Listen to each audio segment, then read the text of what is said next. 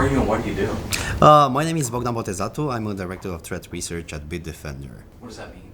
That means that I'm working with a couple of people in labs in various aspects. Like we're investigating stuff together, with coordinating disclosures for vulnerabilities that we identify. And some of my work involves counting stuff like threats, number of infected PCs worldwide, mapping out malware evolution and so on. I'm both exposed to research and to the extent of the damage malware does to modern people. We'll start with something big right now. What is something that scares you about malware? Is there something right now that's just like, you're like, oh, this is crazy? You know what scares me the most? What I'm not seeing right now. You know, malware is like an iceberg. You see just part of it. You're aware of what you're able to identify on victims' computers, but you don't see stuff that you're not currently detected. And this is something that is visible in the what we call the APT space. It's not that tuned with APT, it's advanced persistent threats. Malware that's specifically designed to stay hidden on high-profile computers and exfiltrate information or kick in when its masters order it to do so. Basically, if it were for me to sum it up in some way, I'm more afraid of what I'm not seeing at the moment than afraid of what I'm seeing. What you see can be managed. What you don't see, you have no idea exists. So that's a great segue into how do you start to see malware? How do you guys first discover malware and start to track it, trace it, dissect it? That's a very good question. What you're seeing behind me is a fraction of the insights that we're receiving from what we call sensors. It's customer computers who are sending metrics to us. It's honeypot networks that behave like computers willing to get hacked. And we integrate that into systems that are able to track down families of malware and threat actors. That's what we call threat intelligence, and it's a whole discipline in itself. But we normally identify stuff that's out of the baseline. For instance, we have dashboards that show how Bitdefender products interact with files on different computers. And once we see peaks in activity, we normally have two options. A, we messed up something. We're like inadvertently detecting legitimate files, or B, there's an outbreak somewhere that needs to be investigated. Most of the times it's not us who mess up, but it's outbreaks that show up on our maps. So when you find an outbreak, what's the next step? How do you guys handle that? We have specific processes. Of course, we start investigating the origin and the spread. We want to know where that outbreak first emerged, and we want to know how it spreads. This doesn't happen as often as you'd think, right? Actually, the last time such an event occurred was around 2017. About 400 kilometers away from the Romanian border. We are in Romania right now. In Ukraine, our neighboring country, there was this devastating attack that happened in 2017. It was caused by a piece of malware called NotPetya, which crippled the Ukrainian infrastructure and started aggressively spreading away from Ukraine into neighboring country, like basically jumping from one network to another up until it reached the United States and the Northern Hemisphere. So that was one of the most aggressive malware outbreaks we have ever investigated. And we were able to pinpoint it as originated from Ukraine, and we traced it back into our sensor network, gaining insights about how fast it would spread. What's the craziest malware you've seen or you've experienced in working at Bitdefender? That's hard to say. I was in Bitdefender back at the time where Stuxnet hit. If you, for those who know a little bit about cybersecurity, Stuxnet was one of the most advanced types of malware that was designed to sabotage Iran's nuclear program. So it was one of the most complex and most expensive types of malware to run, and its side effects were visible for years. In its original form, it was designed to target computers running a specific configuration and hooked to controllers, to industrial controllers. It had also a wormable component that would force it to spread across networks. So maybe 40 years after Stuxnet was done, it was a closed case, we were still seeing Stuxnet spreading out to Germany on regular computers. It wouldn't do anything, but it would still attempt to spread out. So probably this was one of the most sophisticated strains of malware that we looked into, and was one of the most aggressive ones as well. That does sound pretty terrifying. What is the malware right now that is you're keeping an eye on, that is prevalent, it's still infecting computers, and that you guys are watching and trying to mitigate? Funny enough, we are now very concerned about a family of malware that's called info stealers. They're a specific strain of malware designed to exfiltrate passwords and all sorts of credentials, including logging cookies from browsers. So this is probably one of the most important threats to consumers in 2025. Now, I want to jump to this. We didn't talk about this before. How would you describe your skill set, what you do? How did you kind of get the skills you have now? Was it all on the job, or did you have a lot of stuff? Well, I learn a lot by interacting with smart people across the teams in Bitdefender. It's one of the things that make me stay in the industry and in the company. I'm always surrounded by smarter people than me who have a very, very large skill set, from networking gods to people who do reverse engineering for fun, or people who code whole applications over the weekend into a hackathon and so on. We also have a very strong team of machine learning researchers. As a matter of fact, Bitdefender was one of the first companies to adopt artificial intelligence back in 2007, and we have been perfecting detection technologies ever since. How are you using AI in your product right now with Bitdefender to detect things? We use AI in various scenarios. We have AI that detects suspicious behavior. We have AI that filters spam. We have AI that detects potential scams before they reach the critical point where the victim gets hooked. We have AI that engages in conversations with scammers, trying to waste their time and gather insight about how these scams operate. So to give you a little bit of context about the scale of AI in the company, I would say that we have about 25% of our patents based on AI technologies. Oh wow, I didn't know it was 25%. That's crazy. Right now, what are you most excited about with your job? I'm involved in the IoT vulnerability research program in the company with a couple of very smart people in the office in Cluj.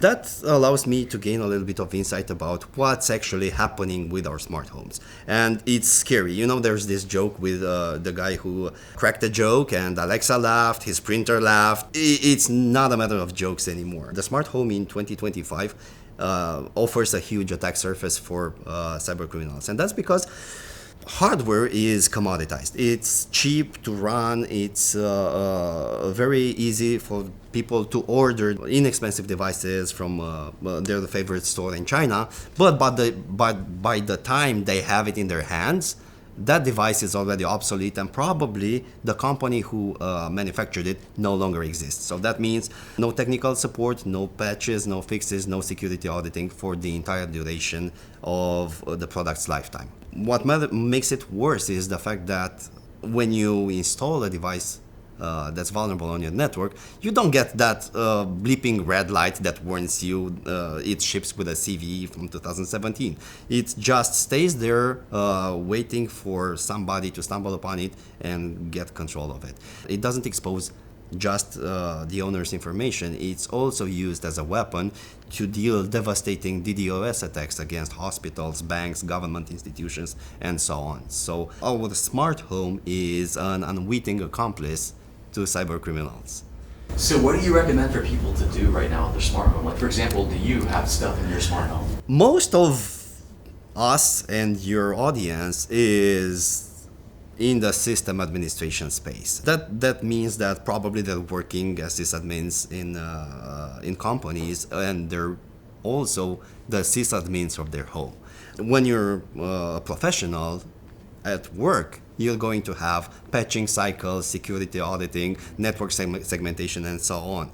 But when you're at home, you're dealing with a couple of black boxes. You have no idea what's running on them, whether they're compromised or not, whether they ship with vulnerabilities, and so on. So I would say that first thing that we should do at home is chart the magnitude of our network. You most likely have forgotten about your smart fridge, who is connected to the internet, but it doesn't have any utility. It doesn't order food by itself. It doesn't help you with the grocery list, but it has a Wi-Fi chip in it, and will gladly report inside temperature to your smartphone app, right? These are devices that are easy to lose track of. Smart switches as well. They're buried under drywall, and God remembers that they ever exist, but they're there and they have vulnerabilities. So I would start with looking in the router's interface to see how many devices we have. I have 50, most of them answer to ping requests, but I have no idea where they're physically placed in the room, right? Do an audit, chart your network, see what needs to be on your main network and what needs to be moved on the guest network, and run a vulnerability scanning solution across the network. There are a couple of free apps that will help you identify open ports and maybe known vulnerabilities, so you can get to decide whether you're still willing to take a risk and use the device or not.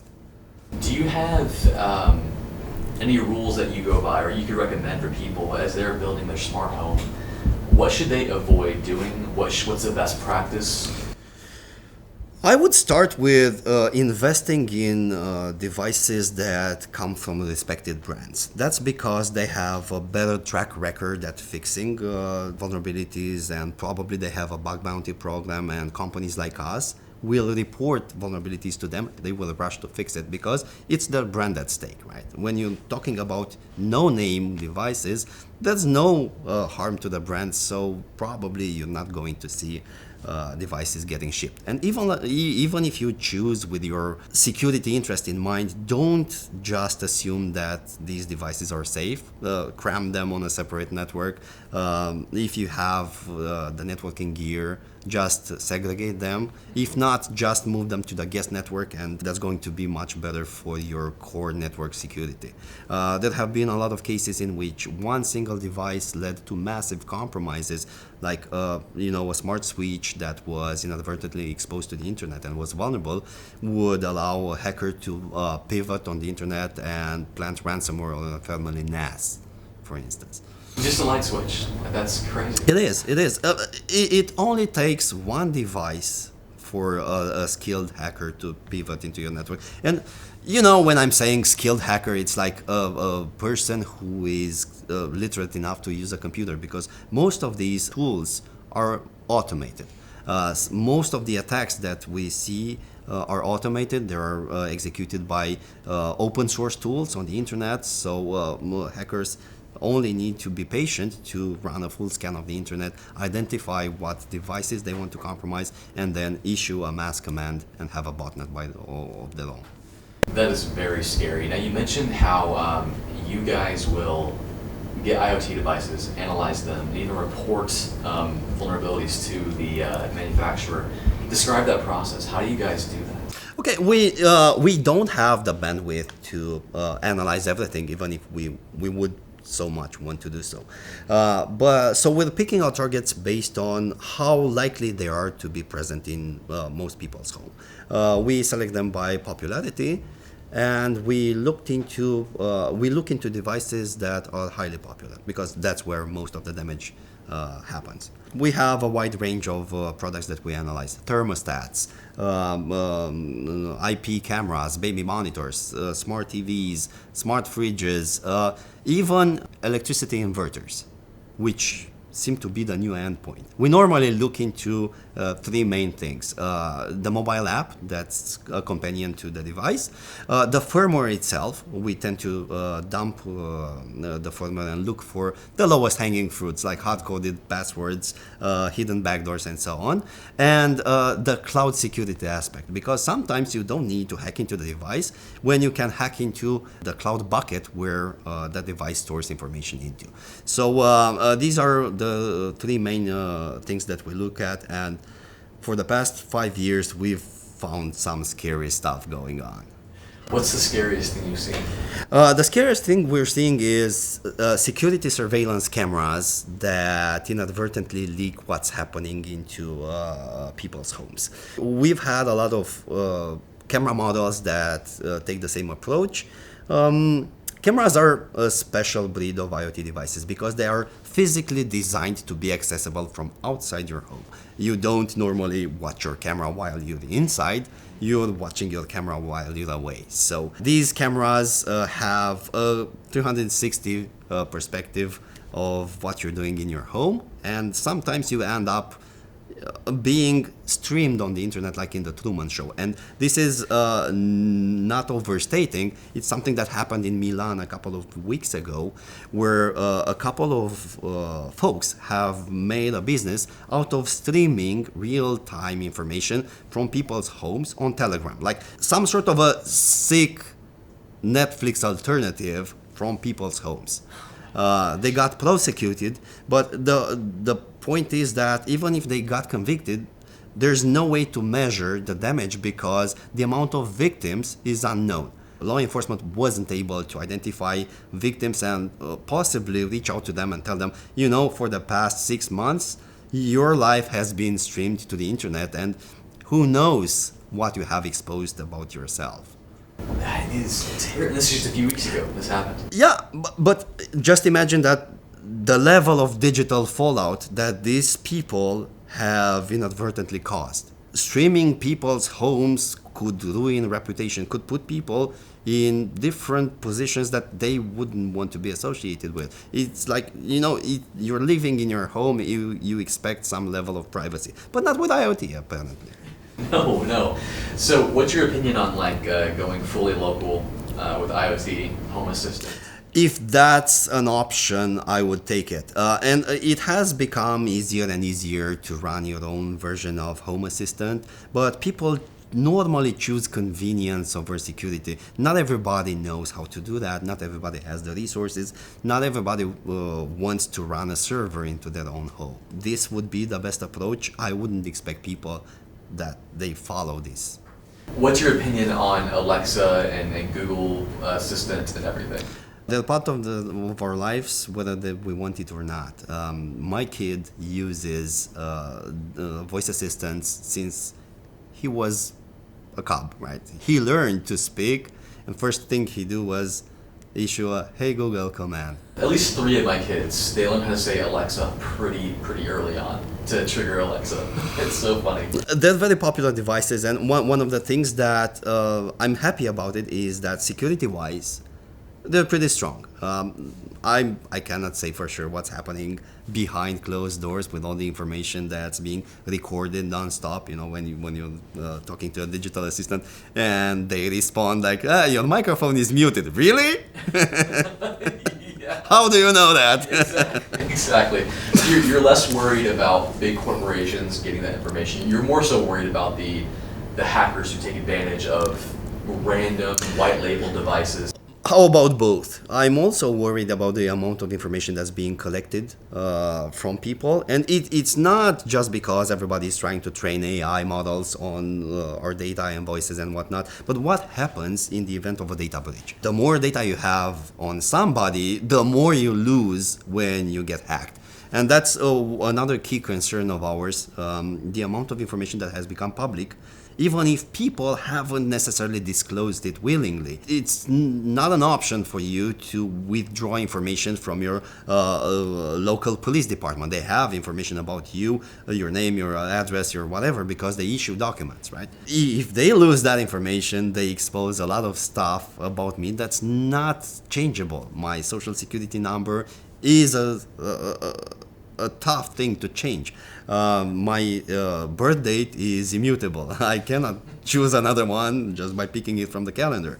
My home address, another thing that once exposed, will put me in a world of hurt. It's not so easy to move out, get a new home just because somebody has leaked your home address. And even if you do that, 2 years after that, somebody else will leak it. So would you say that's the biggest threat facing us right now? Yeah, I think that, cyber criminals now have a little bit more information about yourself than your local government. They know your search history, they know your fantasies, they know your shopping list, they know what you're watching, they know your medical history probably, and they are pretty adept at building these unified profile based on a unique key, let's say your email address or your phone number, which is common across data breaches, right? Maybe your social network has leaked about you, your username, your gender, your likes and dislikes and so on. But you also have the phone number that you use to validate your account on. So that one is a unique key that cyber criminals can build more information around. And at the end of the day, cyber criminals know a lot about us, and that's visible in the way they're running their scams. They're targeting people with real life scenarios, like they can impersonate the bank you're doing business with because they probably have that information from a data breach. They can impersonate a neighbor because they know where you live. They can impersonate your boss or your colleague because a social network that's designed for work has leaked all this information, your position in the company, who you are reporting to, and who you're working with. So what do we do about that? There's very little that you can do to protect yourself, but there's a lot that you can do to stay informed. One of the things is that a lot of companies are selling digital monitoring technologies that alert you whenever information about you pops up on the internet or on the dark web. Before that, it used to be a little bit simpler. You would just Google your name, look it up on your search engine, and see what the internet knows about you. Now we have regulations like GDPR, which prevents search engines from showing personal information, so you don't know what the internet knows about you.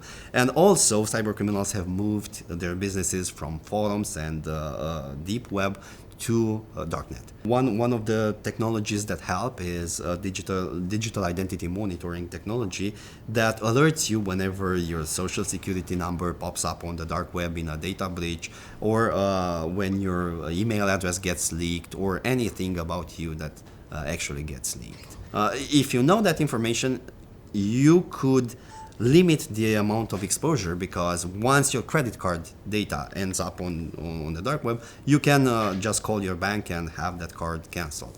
Yeah. What's your experience with the dark web? Have you seen any major hacks that you guys have been involved in? Have you dabbled in trying to research the dark web, dive into that a little bit? Oh, I think that's part of regular business at most cybersecurity companies. Yeah, we're lurking on the dark web because there's where good things happen, right? Good things. When you say lurking, because like I've done videos on the dark web, and it's like you connect via the Tor network, you get on there, and it's like, where do you go? First of all, you need to know where you're going. The dark web does not have street signs directing you. This is where you buy coke from, this is where you buy weapons from, this is where you order assassination as a service from. But there are a couple of markets who are very well known across industry members, and we like to lurk on these dark markets and see what's getting traded, what's getting sold, what the latest trends are, how people rank vendors, for instance, what kind of shipping methods they use, and so on.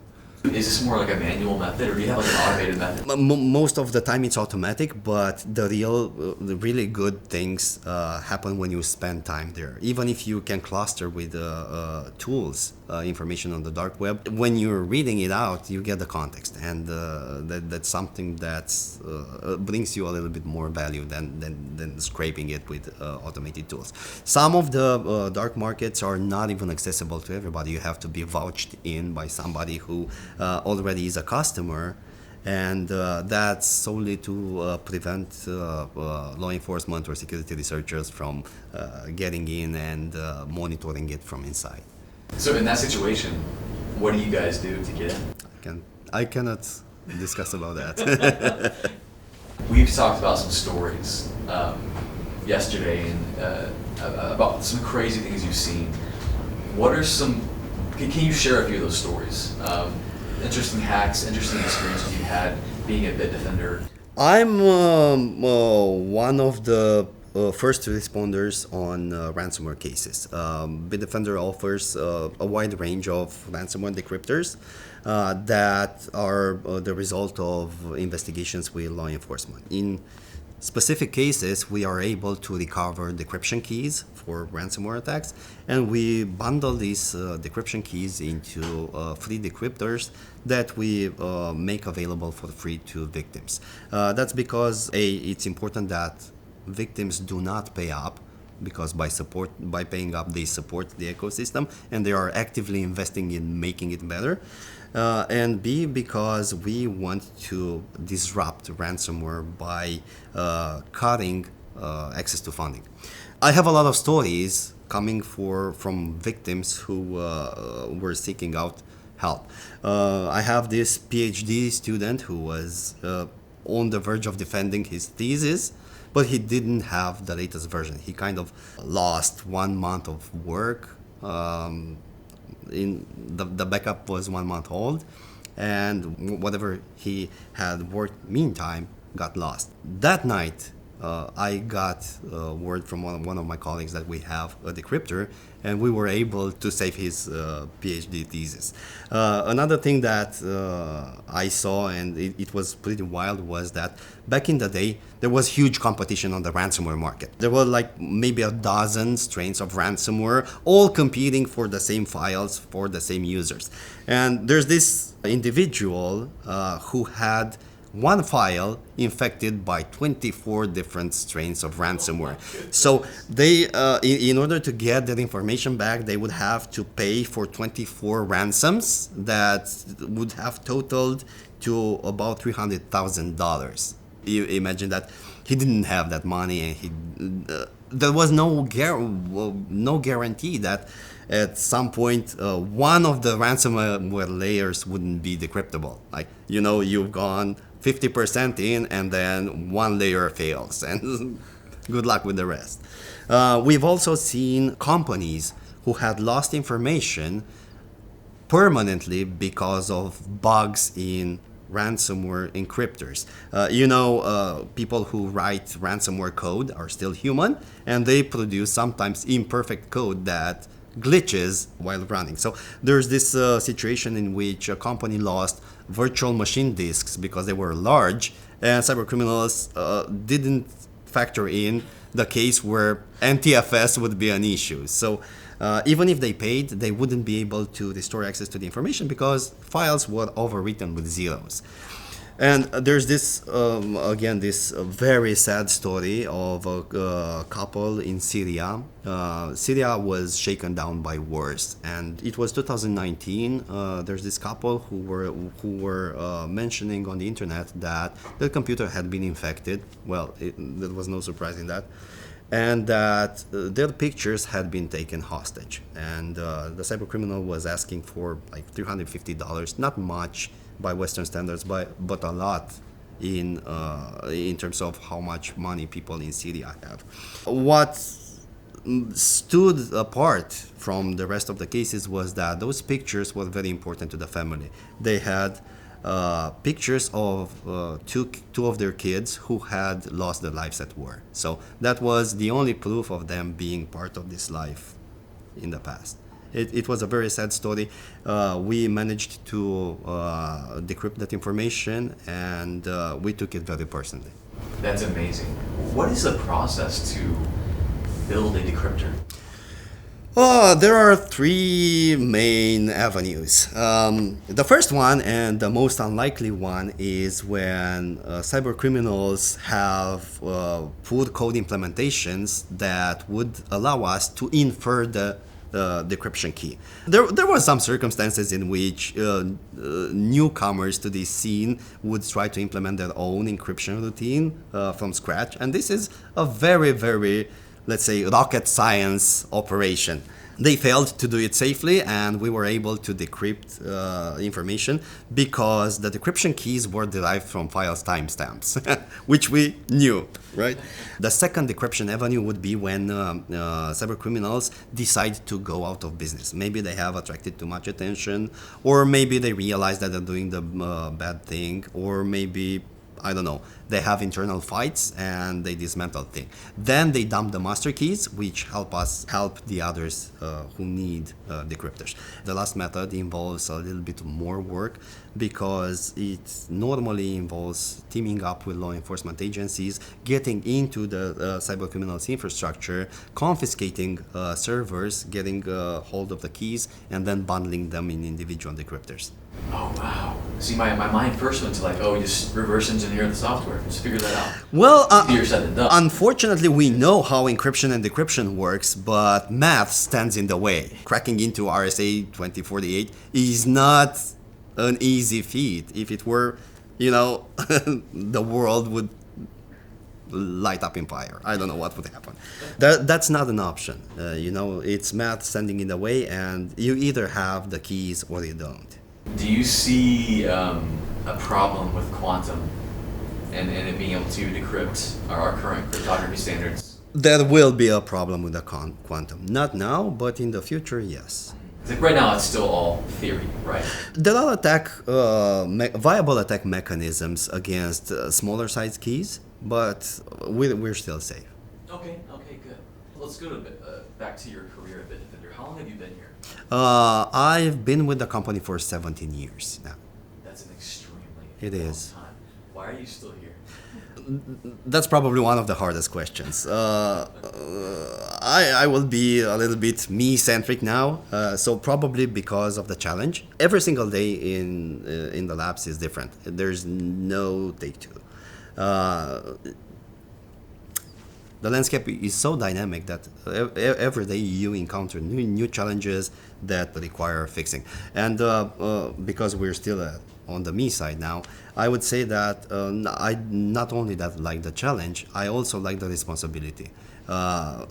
Securing families, people, companies is a huge liability, right? You have to do it perfectly every single day because, your detections are the ones that make the difference between honey, I'm home, and honey, we just lost our life savings. So that's probably more of like why you do this, just the impact you can make. Yes, I wouldn't be so bold to say that we keep the digital world spinning, but we for sure have a contribution towards that. One thing that stands now is how we did in the pandemic. During the COVID time, hospitals were some of the most attacked institutions in the world. That's because they were operating on urgency. They normally don't have cybersecurity budget to help sysadmins secure attack avenues and make sure that everything runs smoothly. There's a lot of legacy software inside, from CT scanners running Windows XP to probably more complex equipment still running Windows 95. You're not just swapping out $6 million piece of equipment just because its software got dated. You'll still use it, and even if that makes you prone to attacks. And at that point, we felt that we need to move the needle to the cybersecurity aspect to make sure that the hospitals remain operational. And we reached out proactively to a couple of hospitals, provided security software for free, and also expertise and SOC monitoring for their businesses to make sure that the lights stay on and that people get treated in a timely manner. That's, I think, probably my favorite part about Bitdefender, what I've learned on this trip, and maybe the reason you're still here too, is that it's not just about the money. It's not about the bottom line. You guys really care about the state of people's lives. And to face it, every life is so digital now. I believe that cybersecurity should be a fundamental human right, just like the right to liberty and the right to critical thinking. It shouldn't be conditioned by money, but once you realize how much the digital life has impact on your physical life, people understand that you need to secure your digital life to enjoy your physical life. You need to be able to stop tracking. You need to be able to prevent your life savings from getting stolen because you have clicked the wrong link. You have to be able to keep your job even if your manager tries to convince you that you're going through a merger and acquisition and you need to pay out $28 million right now out of the company funds to make it happen. So do you think right now we're winning the battle with cybersecurity? Well, we're still here, right? Yeah. It's going to be worse before it gets better, but the world keeps spinning. This is not a one battle, it's an ongoing battle. But we managed to keep the lights on for people. We managed to still enjoy digital communications. Phones are working fine, computers are working fine, and so on. What we need to be on the lookout for is that every single day, thousands or hundreds of thousands of people discover the internet for the first time. And they get exposed to the Nigerian prince for the first time. They get their first cyberbullying message for the first time. It's important for us as a security company not only to watch out for people who already are established on the internet, but also to educate new generations towards how to stay safe on the internet. And education is one of the most important things that we can help people with. I hadn't considered that there's so many people discovering the internet now for the first time. There's this XKCD cartoon with the 10,000. Bottom line is that every single day, 10,000 people discover for the first time what happens when you mix Coke with Mentos. Yeah, that's wild. So education-wise, what are you guys doing to inform people? We're starting early. We have a couple of directions where we're going. We are informing people about the latest threats. We have several blogs that my team caters to, in which we dissect how malware works, how scams work, what are the telltale signs of malware or scams, and so on. We also do school visits where we talk to kids. Young kids about the dangers of getting approached by strangers on the internet, how to stay safe on the internet, and how to not become a problem for the other ones, how to stay away from cyberbullying, where to draw a line when things get heated, and so on. We also teach kids about the safety of interactions in various games like Minecraft or Fortnite or you name it, Roblox, We go even further. We have master's programs for shaping up the new generation of security experts for companies. We get involved in pretty much every single aspect of evangelizing cybersecurity, like we're doing now to your audience. Right, and that's fantastic. What would you say someone can do to become like you? To be in, not exactly your role, obviously, but to be as well versed as you are, to be at the cutting edge, to be in threat research. What's the path to that? Get curious.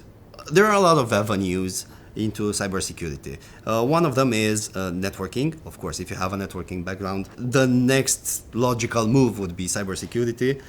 Tech support, again, a very, very big avenue into cybersecurity because you already know the company, you know the products, you know how the IT service desk works. So it's only natural to go from fixing printers to monitoring computers. But nothing matches experience. Stay curious, stay informed. There's a lot of educational content on the internet. There are conferences that are getting streamed. One thing that's not missing is information. You only need to make time to approach this content and ingest it at your own pace. So speaking of staying curious, that's probably still true for you now. What are you most curious about right now? What are you learning? How to configure Minecraft servers for my kid. I'll make a There, video. I said it. I'll make a video on that. What's your opinion on Minecraft and Roblox? Like I took Roblox away from my kids because I saw the risks and I'm like it's not worth it. I love Minecraft. Like it's one of the most amazing experiences you can live as a kid or as an adult. You go explore an infinite world, and you know your creativity is the only limit. It's an amazing game. I hooked up a VR headset to the game, and that's a whole new level of depth and experience that you know, being on top of a castle and looking down, staring down at a pit. Wow. Yeah, frightening and amazing at the same time. You know, the Enderman is taller than you with one block. I'll have to go into VR after that sounds really fun. But Roblox, what's your opinion on that? Massive multiplayer games are usually very popular among children. There's a fascination towards fighting your friends, but they're also one of the ways you can get in touch with strangers, with people that you do not trust and you do not know and who don't necessarily have your best interest in mind. There's a lot of scamming happening in these games, and normally, you know, it's like we have this saying, it's like stealing candy from a baby. No, it's like stealing that elite skin from a baby, because that's what usually happens. There's a whole underground ecosystem of scammers who are after their assets and whatnot. I'm a big fan of Pokemon Go. I've been playing it since 2016, and I'm still playing it as part of family activities. Oh, wow, We go chasing Pokemons, taking part in raids as a team. Me, my wife, and my kid. And, you know, I wouldn't take it easy if it were for me to lose my account. It probably doesn't have any physical value, but for me, the Pokemons that I've chased and exchanged with my kid and my wife are priceless. And that's real. Like that's for us. That's like real estate for us. Mm-hmm. It's so valuable. Now, getting back to what you're learning now, are you learning any AI things? What do you go home and do homework on? At this point, I'm learning how to build iOS applications. That's something that I'm relatively new to, because I'm relatively new to iOS. I've been using Android for most of my life, but switched to iOS 2 years ago, and I just realized that even if I built Android applications, I've never approached iOS. So that's something that I'm working on. It's a flight tracking application that allows me to keep count of how much time I spent in flights, how many countries I visited, how many miles I flew, what my carbon impact is to the world, and so on. Nothing fancy, but it's a very cool exercise into learning a new technology, seeing how you handle unknown situations and whatnot. Now, as someone who's expected to be at the cutting edge and up to date on everything cybersecurity, how do you keep yourself up to date? Well, this is where the larger team kicks in. I would say that knowing everything about cybersecurity is a pretty huge deal for one person, but cybersecurity is a team effort. We have people who know a lot about very specific things, and that's when you gather up in a break and the mentoring starts. By working with people who are deeply involved into something, we get to this transfer of knowledge that allows us to stay on the cutting edge. Is there anything about Bitdefender that people probably don't know that you want to say? Yeah, I'm not sure. I could bring up the fact that Bitdefender was not always a cybersecurity company. We ended up building one of the best cybersecurity products because we needed one. The story is that Bitdefender was founded in the early 90s in Romania, a country that had just shook off its communist regime that occupied it up until the 90s. We started working with a couple of companies from an outsourced perspective. We would build custom software for partners in the Western Europe. And because we were at the confluence of the Eastern and the Western world, we were neighboring with the former Soviet Union and Bulgaria, we would see malware coming from Russia and Bulgaria firsthand. We would experience it here. You know, back then, malware was traveling on floppy disks because the internet, even if it existed, it was like a very, very restricted access technology. Just a couple of people were connected to the internet. Those floppy disks roamed around Romania carrying the worst of the malware, and security solutions didn't have hourly updates or cloud connectivity to tell you that this latest virus is identified on your device. So we would normally get infected, we would pass out the infection to different people involved in this supply chain with us, and yeah, that was troublesome. So we started working on an antivirus engine in-house to fix this specific issue. We sent it out to our partners to make sure that they are staying safe as well and they're not spreading the malware to their ecosystem. And our partners were like, you know what, forget about what you're doing for us. Let's focus on the antivirus because it looks amazing. And we started developing it commercially, and here's how Bitdefender was born. That's an amazing story. And I know, like, just being here in Bucharest and hearing the stories of communism, it's amazing the company exists the way it does now, and you're a leader in this industry, in your space. One thing that I don't think a lot of people know about is that you're more than just antivirus software. You lead threat research. You provide signatures to not just your own software, but to other companies. Can you talk about that? Yes, Bitdefender is also a large technology licensor. Because our security solutions are so good at detecting malware, there's this normal business perspective coming from whoever wants to build a security solution and start a business here. Why not license an already mature technology rather than developing it in-house, because it's expensive to reach this level of detection that would qualify you as a good antivirus. So we are providing security solutions to about 40% of the top anti-malware solutions that are currently tested independently. There are two testing organizations, independent testing organizations, AV-Test and AV Comparatives. One is located in Germany and the other one is located in Austria, who are benchmarking security solutions. So if you're looking at the top, Bitdefender technologies are present into a significant chunk of these products. We're replicating the same licensing model to the Internet of Things security. We're partnering with the router manufacturers now and telecom providers to have Bitdefender detection technologies built at the core of the router or telco equipment. So whenever customers contract a subscription for internet services, they will get built-in security for the Internet of Things. That's really important. What does it do to analyze and find IoT? Is it like doing network scans and like going, oh, we know this CVE will be applied to this software? All of the above. The technology has a couple of layers. Configurations, port scanning, looking for what's exposed and what shouldn't be exposed.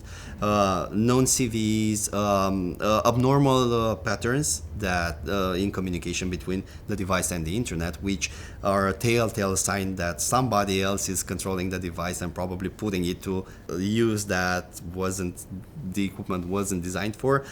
We have real-time network scanning. We have artificial intelligence algorithms that look at whether the traffic looks good or not. That's crazy, and that's the biggest problem, I think, is so many routers don't have that built-in security to look for those signatures and behavior. It's not just built-in security. We're also aiming at making it easy for people to manage devices. You have a dashboard, you look at it, you see all the connected devices, and you see their security status, whether they are affected by an issue, whether there's a known vulnerability that the device shipped with, whether there's a new firmware update for the specific device, or whether you have poorly chosen credentials that will make it trivial for a cyber criminal to brute force.